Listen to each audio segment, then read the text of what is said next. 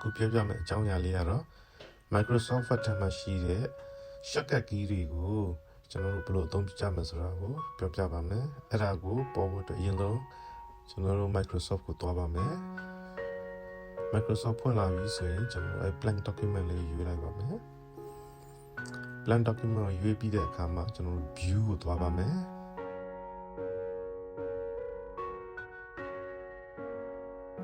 view ကနေပြီးတော့ကျွန်တော်တို့ macro သွားပါမယ်။ macro ထဲမှာ view macro သွားမယ်။လဲလိုက်မယ်။ပြီးတဲ့အခါမှာ macro in ဆိုတဲ့နေရာမှာ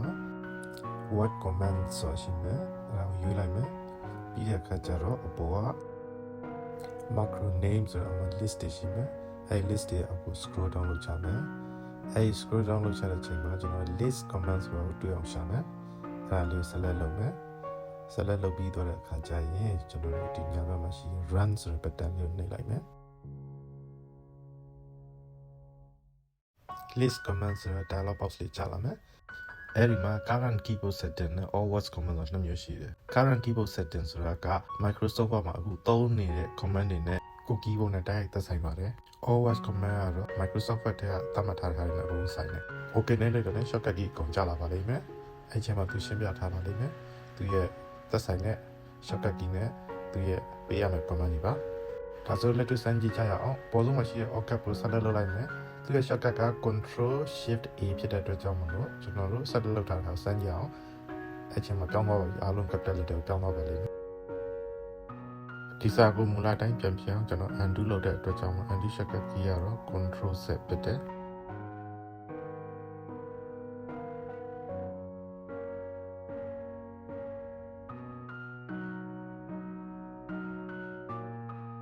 ဆက်ပြီးစမ်းကြည့်ကြရအောင် chain case ဆိုတဲ့နေရာလေးသွားအောင် chain case ဆိုတော့ upper case နဲ့ lower case ကိုချိန်တာပါသူရဲ့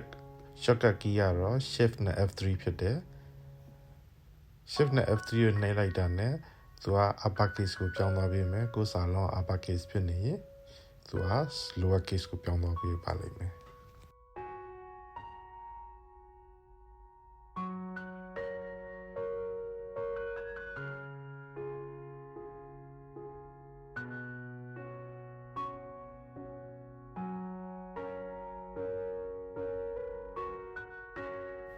ဆက်လက်လုပ်ထားတဲ့စာပိုက်ကို copy လုပ်ချင်တော့ Control C ဖြစ်တယ်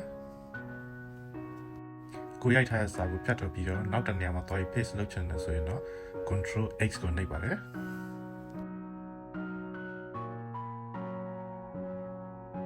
နောက်ထပ် document close လုပ်တာလေးပြောပြပါမယ်သူရဲ့ shortcut key ကတော့ Control W ဒါမှမဟုတ် Control F ဖြစ်ပါတယ်ဒီ command ဟာ document ကို close လုပ်တာပါ Microsoft Word တခုလုံးပိတ်တာမဟုတ်ပါဘူးခင်ဗျဒါဆိုရင်တော့ macro ကချပေးလိုက်တဲ့ shortcut key တွေဘယ်လိုအသုံးပြုရမလဲဆိုတာကိုနားလည်လောက်ပြီလို့ယူဆပါတယ်ခင်ဗျ shortcut key တွေအမှန်တကယ်မှာဆိုရင်တော့အရင်အသုံးဝင်ပါတယ်ကျွန်တော်တို့စာတွေကိုအသုံးပြုတဲ့အခါမှာတစ်ခါတလေကြားလို့ရှိရင် mouse နဲ့သွား click နေရမယ့်အစား shortcut key နဲ့အသုံးပြုလိုက်တာပို့ပြီးတော့အသုံးတဲ့ပါတယ်ဒါကြောင့်မလို့ shortcut key အသုံးပြုမှုကို